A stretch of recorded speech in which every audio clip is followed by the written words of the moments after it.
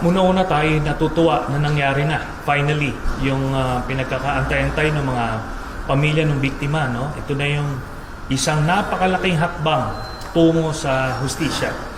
Ngayon ang obserbasyon natin kahapon ay una-una nakita natin na talagang handang-handa yung prosecution. Pinapakita nila yung iba't ibang ebidensya at yun ang basis nila para i-prove yung mga aligasyon, no? At doon naman sa kabilang banda kay Kaufman, makikita nyo na ang anggulo niya ay doon sa politika. So ang emotions, ang gusto niyang kalabitin, ang audience niya yung mga Duterte followers. So I don't think the judges ng ICC would receive it well, kasi ebidensya siyempre ang kailangan makita natin. Ano ang sagot mo doon sa mga presenta ng prosecution? So wala siya nun. Sir, when you saw the videos, Peter said nga, no, nabanggit niyo yung mga pagmumura niya before he was able to be brought to the ICC, at saka yung nanonood ho siya ng mga pinapatay. Sir, do you think the prosecution has a very strong pieces of evidence para po na mag-proceed po ito into a full-blown trial? I am 100% sure na kompleto yung kanilang evidence. Bakit? Kasi ang polisiya ng ICC prosecution ay magpa-file lang sila ng application for warrant of arrest pagka nakamit na nila yung threshold ng certainty of conviction. Meaning hindi sila magpapa-issue ng warrant of arrest pagka hindi pa buo yung kaso nila enough to convict. So yan yung threshold of evidence nila. At alam nyo, itong nangyayari ngayon, yung nakikita yung mga video, alam nyo, lalo na dun sa mga bata-bata, no, na hindi naabutan yung mga panahon na yan, it's highly informative for them na makita nila na ganito pala yung nangyari noon. Well, yun, doon sa mga nadadala lang, doon sa mga kwento-kwento about the myth of Duterte, ito, maliwanag na iba yung pagkakilala niya dun sa tao at iba yung nakita natin. Sir, your thoughts? Kasi po, may nabanggit ho yung the defense team of Duterte na they plan to publicize those redacted na part ng mga dokumento nga ho. These are details po ng mga witnesses against Duterte. Any thoughts about that, sir? Yun nga, alam nyo, delikado yun. Kasi alam naman natin yung capacity ng mga Duterte na nasaktan at patayin itong mga testigo na to. Kaya very, very careful ang prosecution dyan, and hopefully hindi naman ito payagan. At while talagang part ng process na makilala nung defense lawyers nila kung sino yung mga testigo, pero to publicize it is an entirely different thing. Delikado po yan sa baka matakot yung iba. Sir, your thoughts? Kasi po, yung supporters ni former President Duterte, sabi nila, hindi ito mag-push through into a full-blown trial. Sinasabi nila parang this will all just go to waste. Itong mga efforts of the prosecution, yung pagkuha ng mga ebidensya, hindi daw po ito magiging isang full-blown trial, sir, basically. Alam nyo, they will believe what they want to believe. Noong 2017, nung final namin itong kaso na ito, pinagtatawanan nila yan. Minamaliit nila, wala daw yan. It's a piece of paper, basura daw yan, wala. But kinalaunan, nandito tayo. Di ba? Sabi nila, hindi daw ma-issue warrant. Eventually na-issue warrant. Ngayon, nandoon na. Marami silang sinasabi, makakauwi na raw si Digong. Wala daw jurisdiction, may interim release. Ang dami nilang paasa sa sarili nila. Kaya, well, yun na nga, bahala na lang sila kung gusto nila magpaloko, pero ganito po yan. Base sa aking tansya, no, sa aking opinion,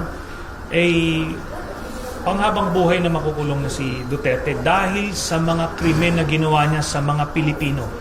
Naging presidente siya ng Pilipinas, pinagkatiwalaan siya ng Pilipino para iangat niya yung buhay ng mga kababayan natin. Yung mga masasamang tao dapat kinulong niya. Yung mga addict dapat ni-rehab para magkaroon ng panibagong buhay. Kaso ginamit niya yung kapangyarihan niya para patayin yung mga maliliit na tao. Tapos yung drug lord na kapartner niya, yun, nasolo nila yung illegal drug trade nung napatay na nila yung mga kompetensya. Ganon yung napakasakit na pangyayari dito na kitang-kita namin, nakalap namin. Unfortunately, yung mga die-hard supporters nagbubulag-bulagan, hindi nila makita. Pero, di ba, ako po, hindi naman ako pumatay, hindi naman ako nagnakaw, pero nagagalit sila sa akin. Pero yung sa kanila, kitang-kita nila mismo sa harap nila. Pero iniidolo nila. Hindi na ako yung may problema nun. Sir, yung mga co-perpetrators po, ipinakita lang. Sa tingin niyo, sino ho yung susunod na dadamputin ng ICC? Ang ganito, sabihin na lang natin na kinalaunan 4 siguro ang may issue ng warrant. Kasama na si Digongdo. So, 4 yan maximum. We're looking into probably Bongo, Bato, and at most baka si Albayalde. So yun. Alright. Senator, this is very recent lang, no? May mga accusations po na binabato sa inyo. You received a large sum of money that's amounting to $2 million in relation to the ICC investigation. Any reaction? Ano po yung next step nyo after you receive this information? Ganito po. Unang-una, I categorically and vehemently deny na may tinanggap akong $2 million o kahit na anumang halaga galing kay Saldi ko para sa ICC operations o kahit anuman. Hindi po nangyari yan. At ito pong ginagawa nila ito ay para dungisan yung integrity, credibility ng ICC in light of what's happening now, na ongoing ICC confirmation of charges hearing.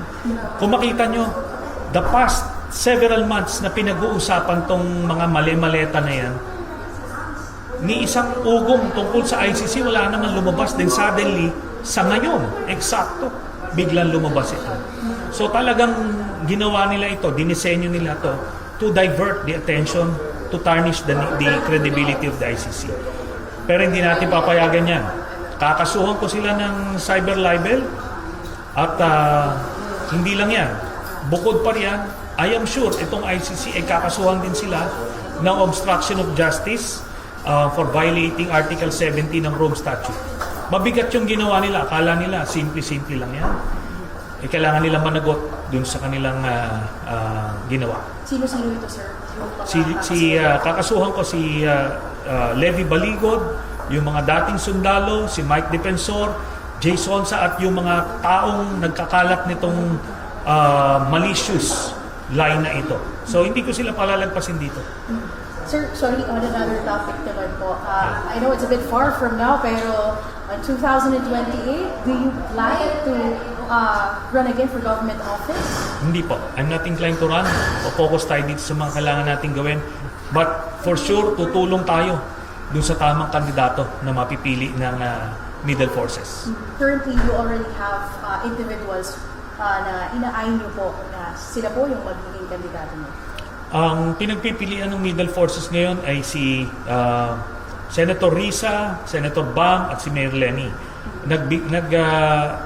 Nagbibigay nag-express ng intention si Mayor Lenny na hindi na siya tatakbo, so ang pinagpipilian si Senator Bam o Senator Risa. So, yan, kung sino man mapipili sa kanila ay itutulak natin. Personally, mas gusto ko sana si Senator Risa, but kung sino man ang mapagpipilian, di doon tayo. Alright. Thank you very much, Senator. Maraming salamat po.